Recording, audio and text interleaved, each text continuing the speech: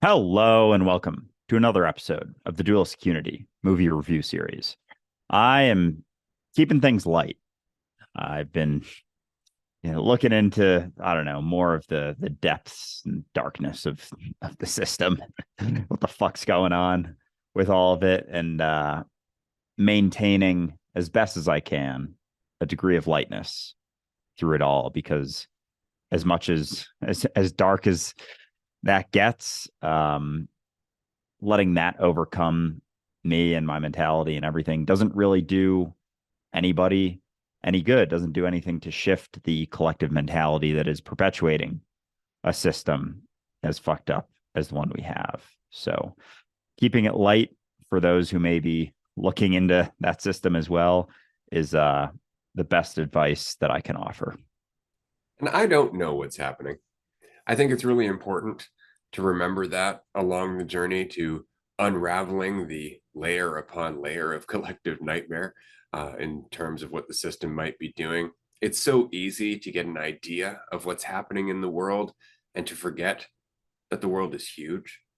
But that said, it's also very important to keep an eye on what is happening and the general trajectory of things, because the world is very much the result of our collective level of responsibility, which is the result of our individual level of responsibility. And so it really just comes down to us, each and every one of us. And if everyone in the world had just given up, at least there's you. And that's something. Doesn't matter how little you might think that is, it could be all we need.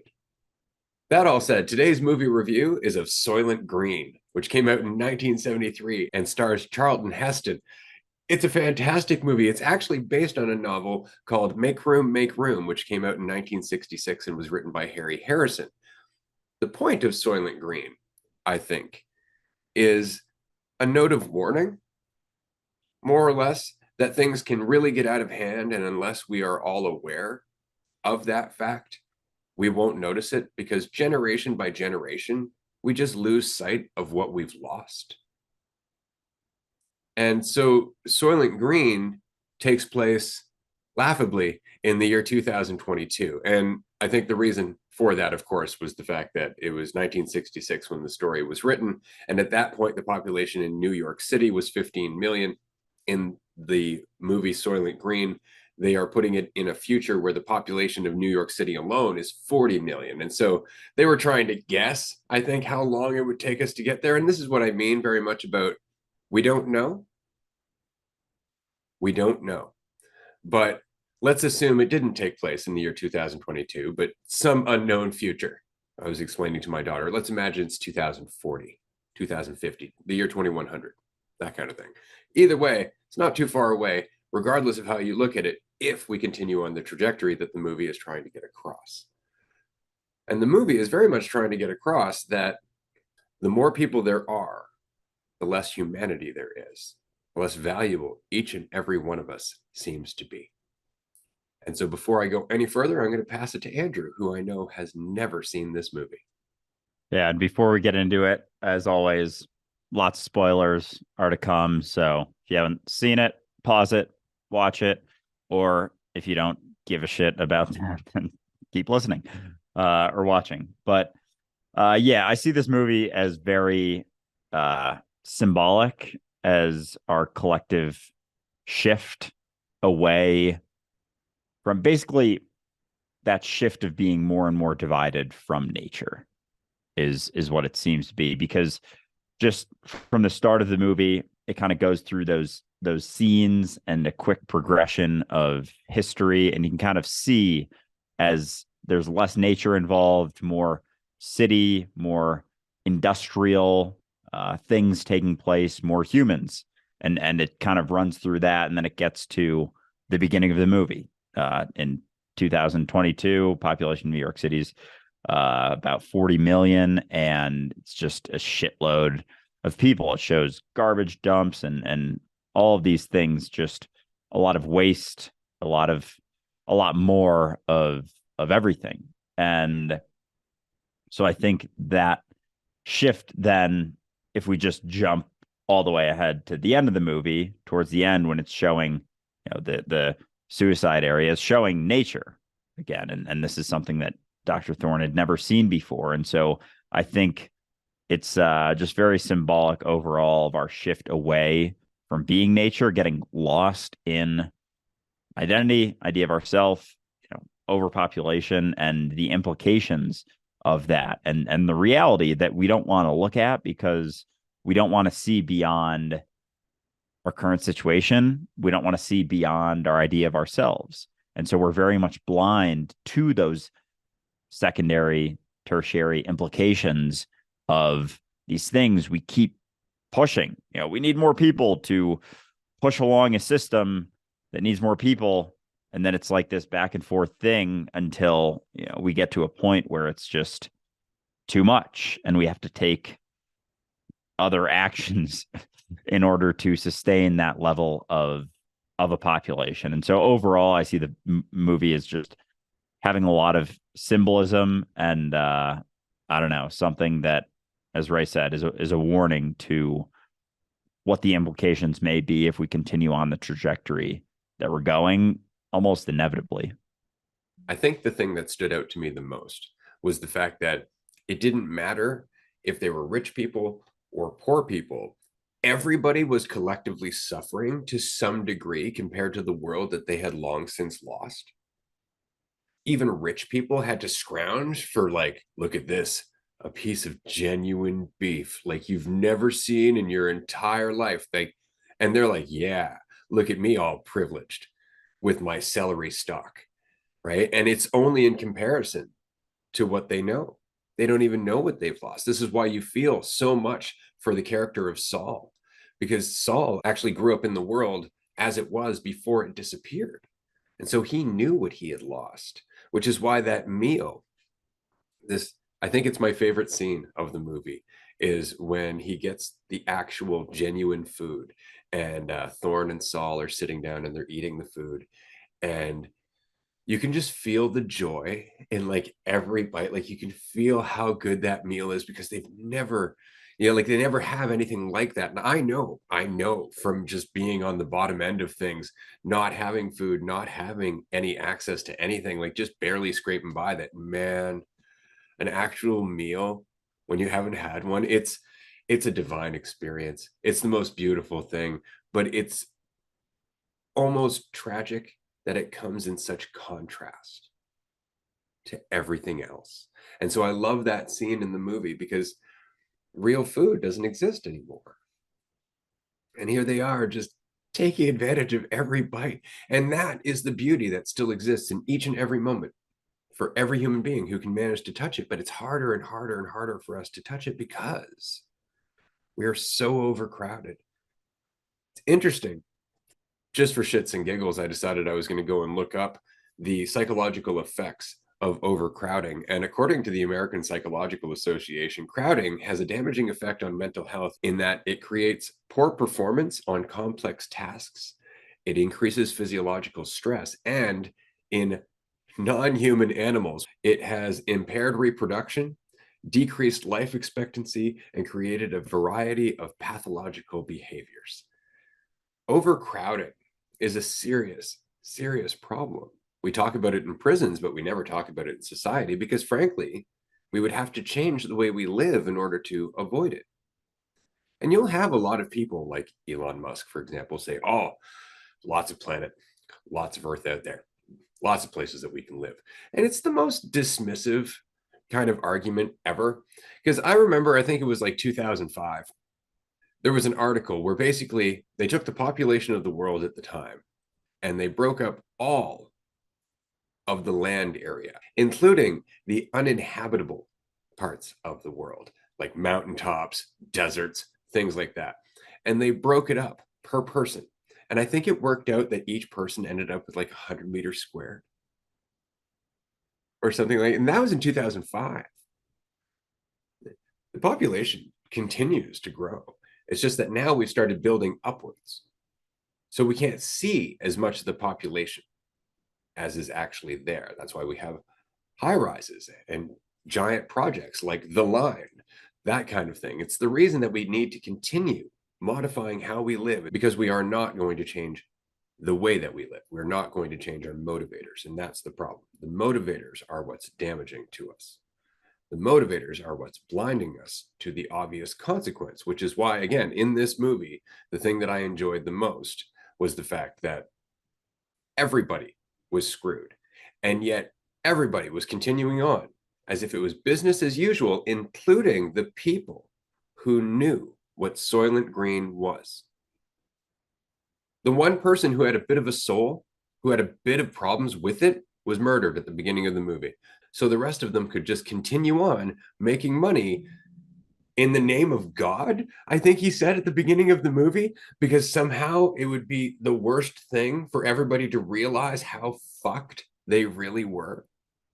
Yeah, I see all of that as it's almost seems like the system has gotten so big that people are no longer even close to being in control of it. Like it's very much its own entity. And it's not to say that the system isn't also all of the people, but it's gone so far that they almost don't see any other options. Whereas where we're at right now, like, yeah, the system's fucking massive. It's like almost feels too big to change or shift, but it isn't. And we keep trying to shift the system, change the system, fight the system, but it's the underlying mentality that's created the system. Like the system is a mentality. It's not one single person or a group of people or anything. It's a mentality that has grown and kind of like infiltrated our reality. And so we're all taking a part in that mentality and pushing that mentality and perpetuating that mentality and not realizing that the system is just an embodiment of the collective mentality. And so in this movie, I think it does a great job of showing the implications of allowing that system to kind of just grow to such an extent. And we're so blind to the implications of it that it can get to a point that we would deem to be absolutely atrocious and terrible and awful and arguably one of the worst types of situations we could end up in. And yet we're so lost in it because we don't see any other way of doing things that it's like there isn't a way to change it anymore. Like they get to a point where they're actually utilizing the population to feed the population.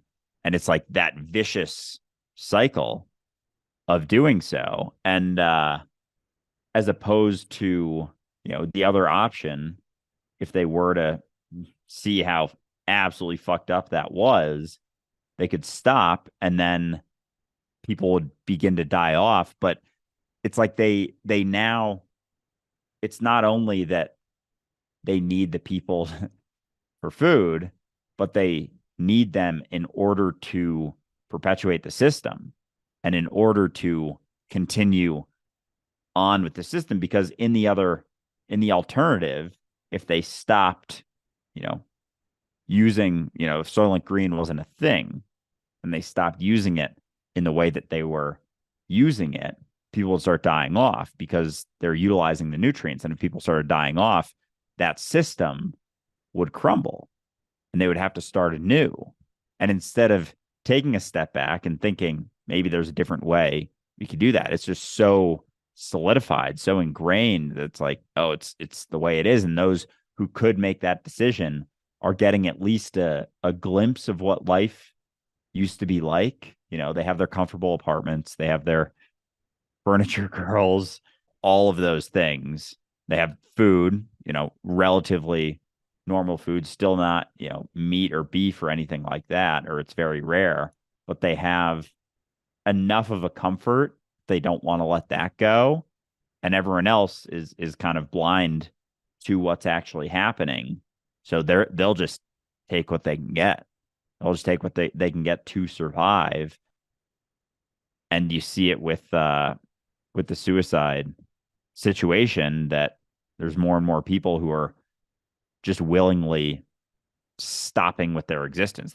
They'd rather not exist than exist in that situation. And we're actually seeing things like that start to come up in our current reality. Like it's not really that far off, but they get so lost in that mentality and fixated on that system that it almost becomes too powerful to even shift. They don't even know what they could possibly do because they're so lost in it. And it's such a vicious cycle that no one can even begin to see their way out.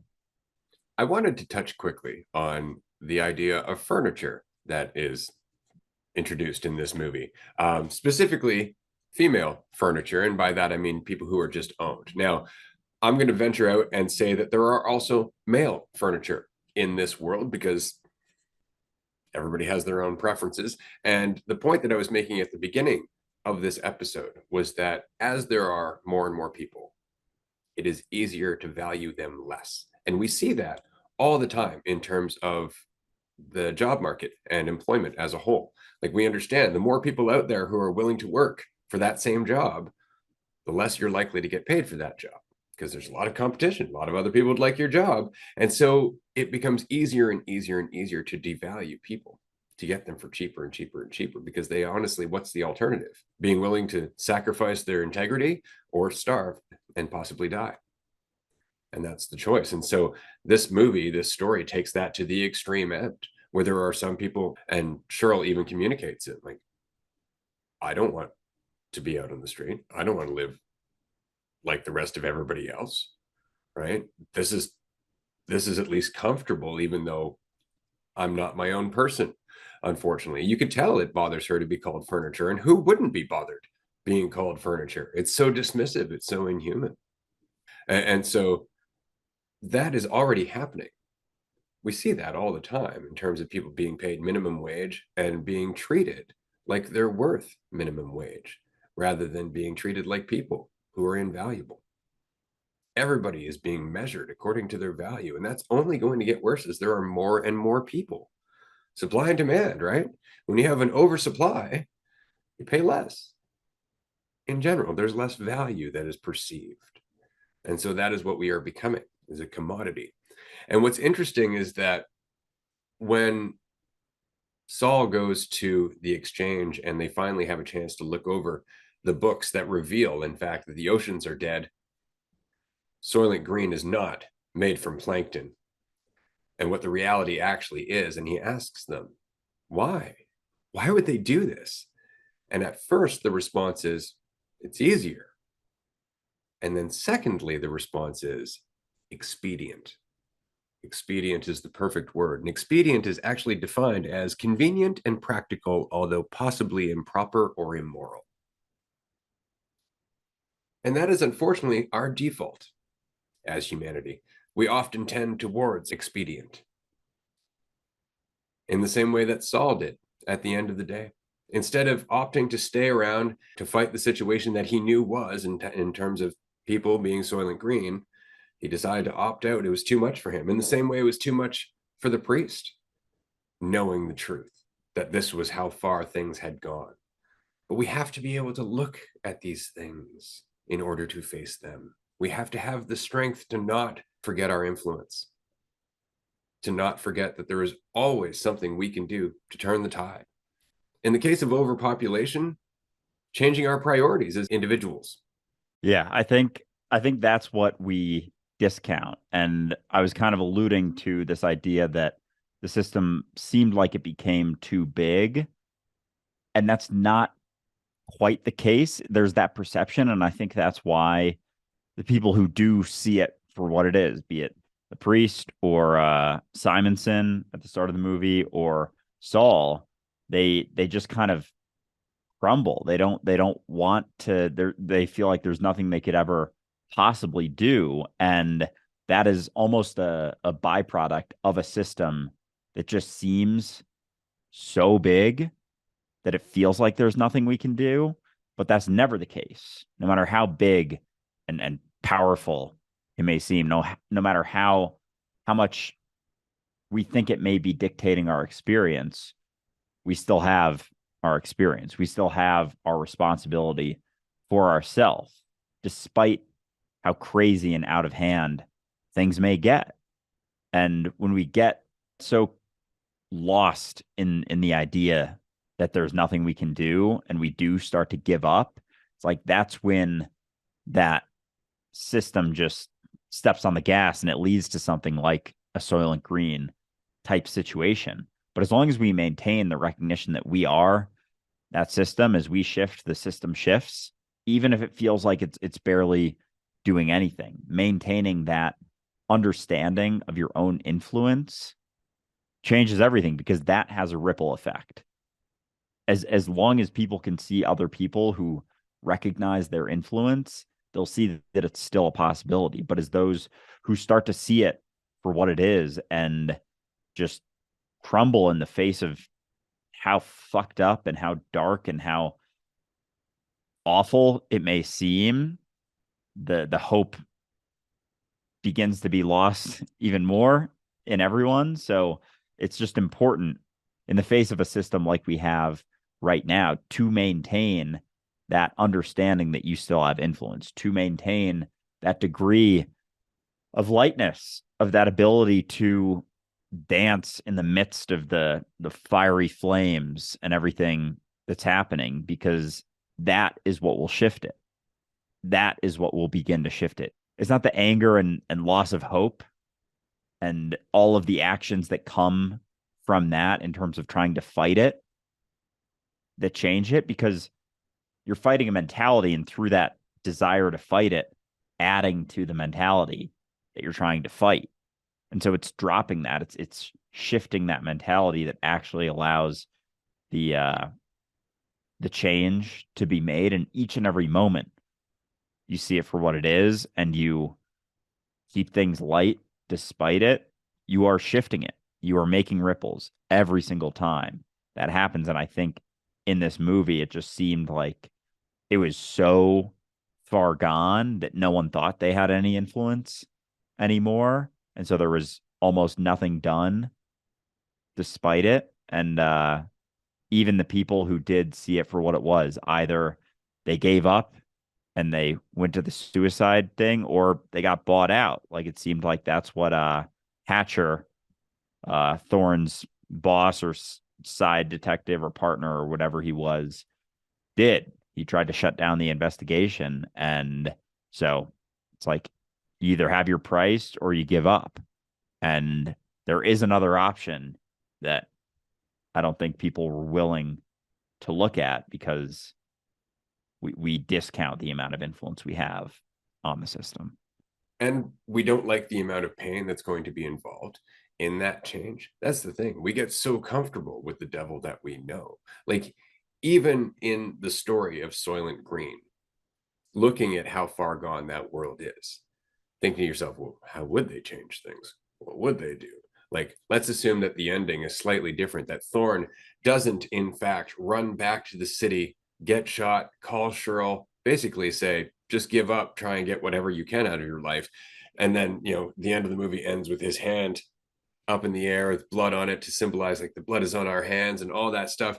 Let's assume that in fact he lives, gets out of the hospital or wherever he is, goes, gets Cheryl, gathers the people, starts talking about the fact that Soylent Green is made of humans, starts creating an impact so people aren't willing to abide by the system's rules. They're even worse in terms of riots, things like that. Everything breaks down. There's a whole structural collapse in terms of people dying of starvation, frankly, and one side versus the other, because everybody's going to be scrambling for whatever kind of control they can. And there's all kinds of fallout that would come from that. But what's the inevitable end result? Humanity's population declines in order to become balanced with nature, and whatever is left of us continues on and finds a new way to live. And this is what happens in nature all the time when something overgrows its environment and the environment fights back and peels it down. So that way it's more in line with, or it's more in balance with everything else, right? It's just that we resist that all the time. We see that with the US and the debt ceiling. God, that's my favorite example of this, because here's, the conceptual limit, and we're just like, well, let's just push that up a bit each and every time, right? The too big to fail mantra from 2008, perfect example. it's always about what's expedient. It's always about what's easiest rather than what needs to be done. And so here we are limping on towards the next financial crisis, and it's going to be worse because we keep pushing it off. We keep pushing it off. I mean, it was the tech bubble, and then it was the housing bubble. I think right now we're in the middle of a currency bubble, and that's going to be nasty. So we just keep putting off the inevitability. We just keep putting off the inevitable. The system is badly designed, and it's badly designed because our mentality isn't really coming from a point of clarity. It's really just coming from a point of expedience. What makes me feel good now? And since we're collectively on that trajectory, we're just settling for less and less and less. Yeah. And because we're not willing to face that potential discomfort, it's like each and every year, every couple years, we just keep kind of settling upon that. And it's I think it's a combination of a lot of things, but it's also an unwillingness to recognize when enough is enough for yourself. Like we were talking about on Twitch a little bit yesterday, seeing the system for what it is, people for what they are.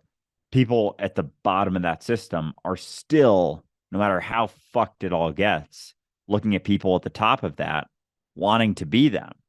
And so the system is able to be perpetuated through that unwillingness to face it, and then those who do get to the top aren't willing to look at it either, because that's what they're relying upon.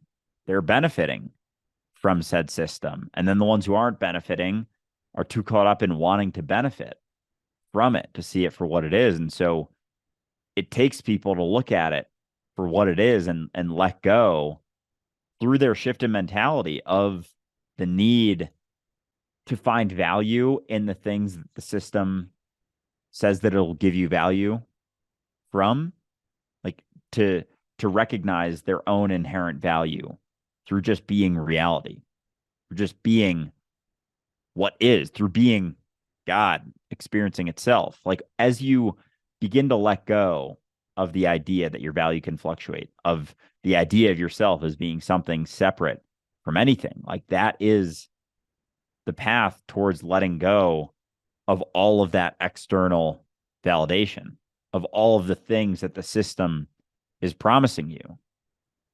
Because as we let go of that, and that's the shift in mentality, there aren't people looking to be seen in a certain way. Those at the top realize, oh shit, maybe I don't need all of this stuff. Maybe all of this stuff is a lot of weight. Maybe my value isn't so much higher because of that. And then those who aren't in that situation let go of the idea that that will add value to them, and then they're able to exist as they are. Look around, recognize that, oh, I'm just reality. I'm not actually something separate from it. My value doesn't fluctuate. There are certain things that I need. There's a point of, in our current system, having enough money to, pay for those basic necessities. But in terms of going so far beyond that, like we have in our society, there's going to be implications of that. But it's such a sort of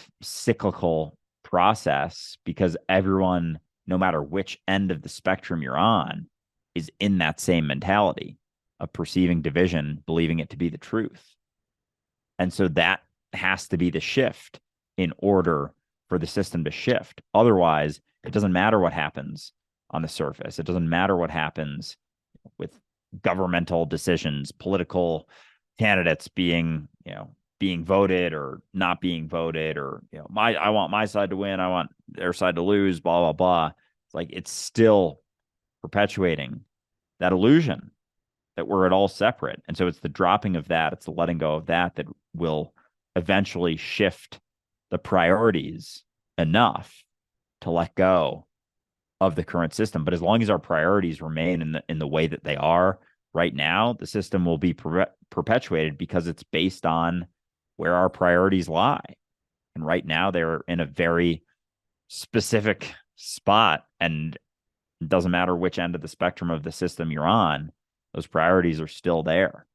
It's so interesting that the more self-absorbed our priorities are, the more distortion is created collectively. That really is the case. And it's interesting because Saul says it in the movie because he's reflecting on how the world became what it is. And he said, still nobody tries, nobody cares. He even looks back and at one point he says, people were always rotten, but the world was beautiful.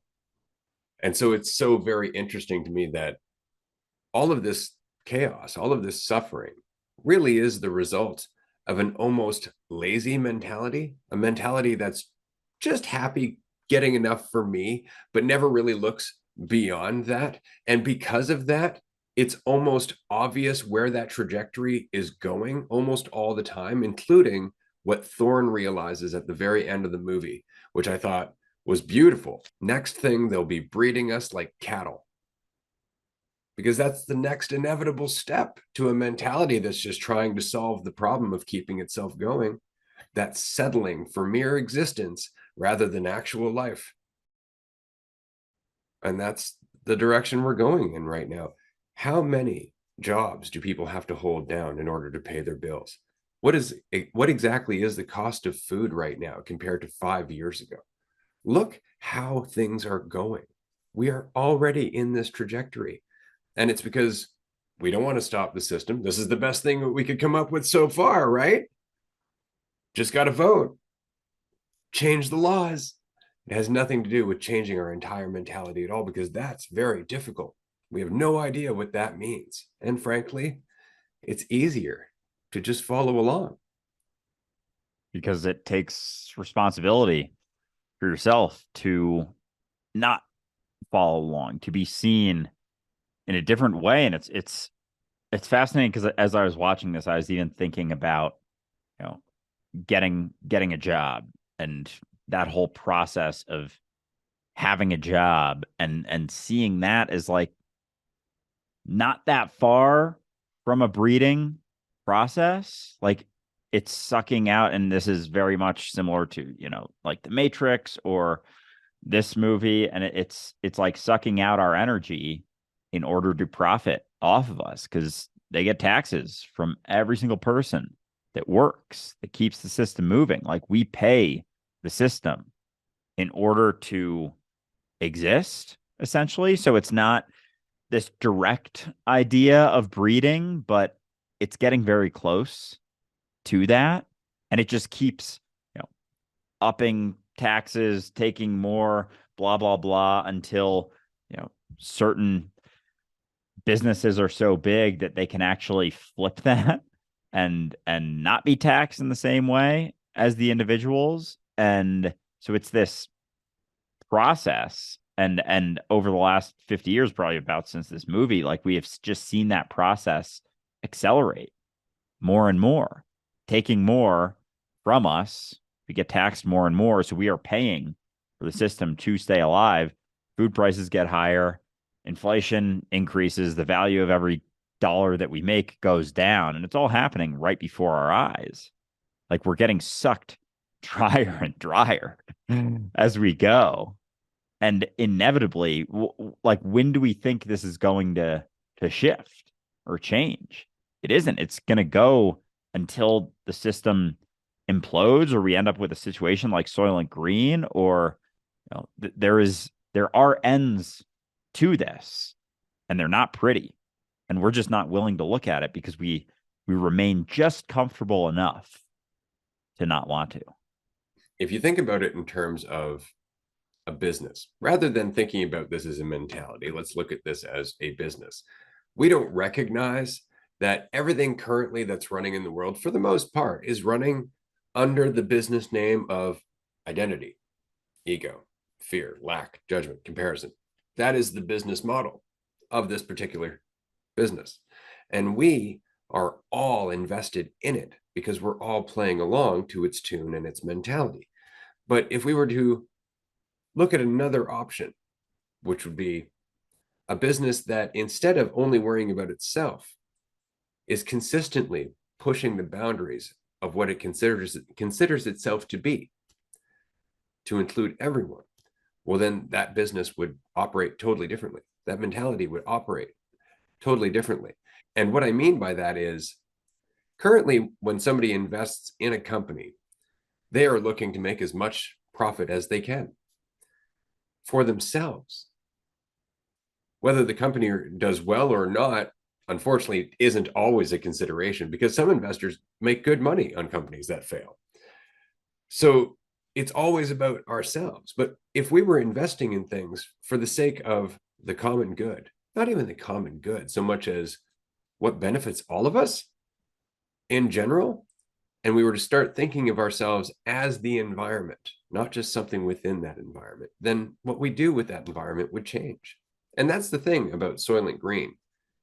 The environment is as barren as the mentality of the people who live within it in that movie.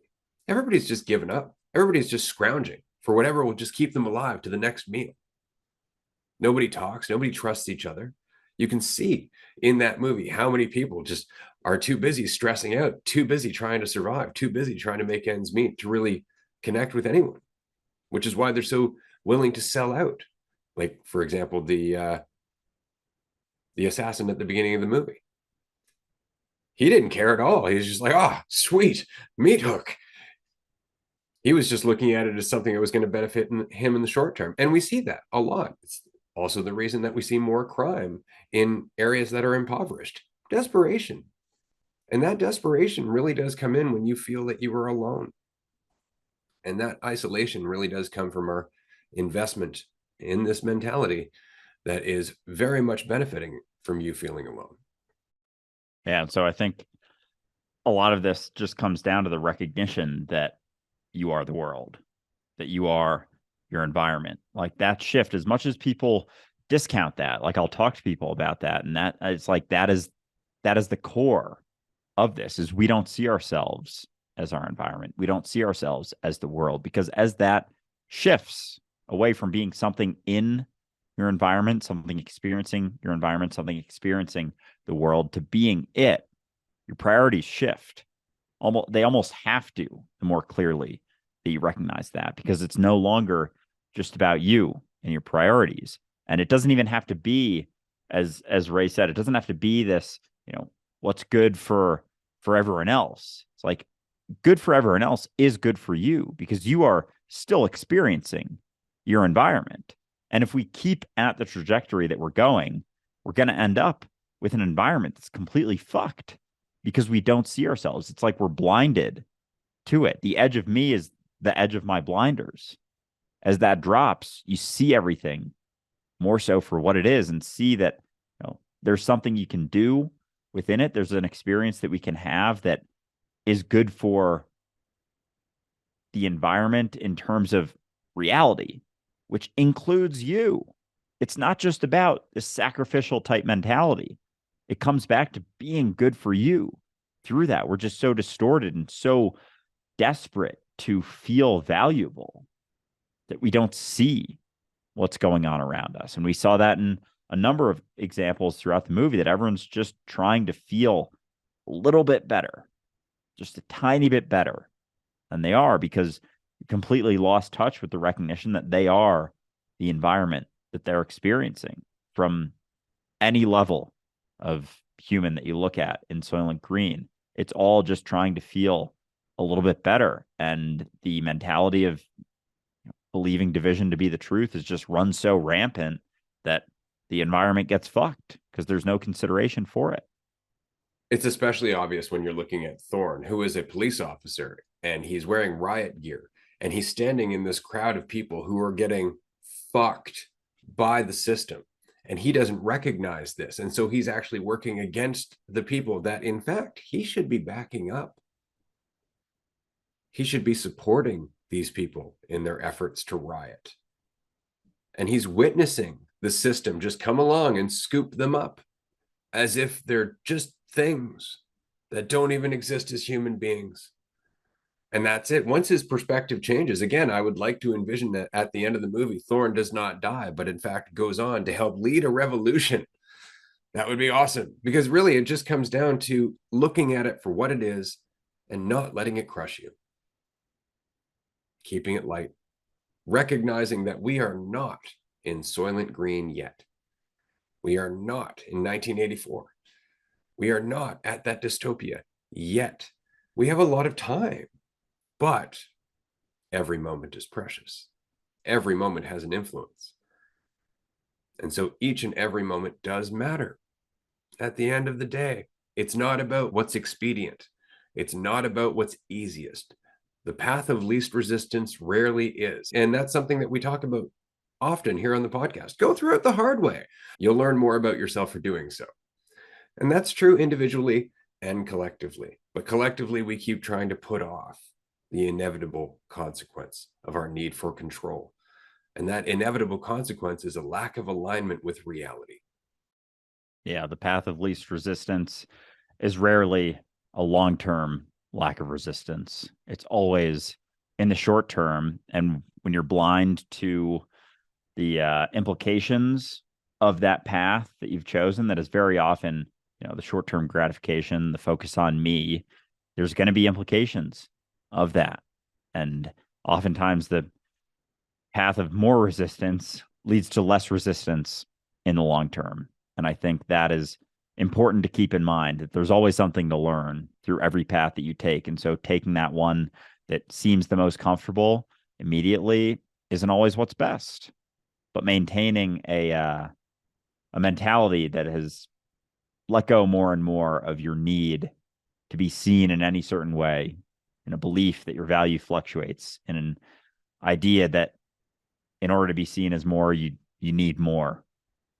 As that shifts, despite it seeming like it's more resistance in the short term because you can't feel quite as good about yourself immediately, in the long term, there are so many more beneficial implications to not only reality, but to you, especially as you begin to see yourself more so as reality. That's right. Because remember, when you are watching these dystopian stories or you're reading these dystopian stories, it's really important to keep in mind that the author, regardless of how talented they may be, could not possibly anticipate the effect of a character like you. And this is a totally different story. Let's see where it goes. And I think that's the end of this review of the movie Soylent Green. I love this movie. It's powerful. It's ahead of its time, extremely ahead of its time. It introduces so many interesting topics in terms of what's currently happening, where we might be going. We certainly did not cover all of them in this movie review by any means. But if you would like to chat about them, we would love to hear your thoughts.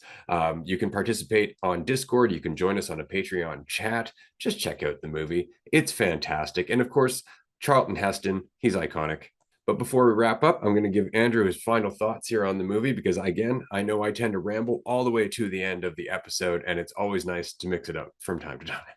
No, this is a fun one to get into, because I think as much as it is dark and scary ending, it is important to keep in mind that we aren't quite there yet. There is a possibility to shift things, and I think everything we talk about pretty much every day on Dualistic Unity is that shift in mentality, is sort of the key to recognizing that there can be a different way that we have this experience. There is a different way. There is a different path. We aren't doomed to experiencing something like this. And so you have the power within yourself, the little shifts that you make throughout your day as you get caught up in judging yourself, thinking about yourself, measuring your value, comparing your experience to someone else's that you don't actually know anything about, because you couldn't possibly ever know all of the ins and outs of someone's experience. As you let go of those things and come back to where you're at, and come back to the recognition that you're it. Never what you think, but always reality. That is the shift that will allow us to have a different future. But it always starts with you. So I appreciate you tuning in to this episode. Hopefully you checked out the movie before we gave all of the spoilers to it, because it is a fantastic film, and I look forward to discussing it with a lot of you further on an upcoming Patreon call. And I'll talk to you soon. Bye, everyone.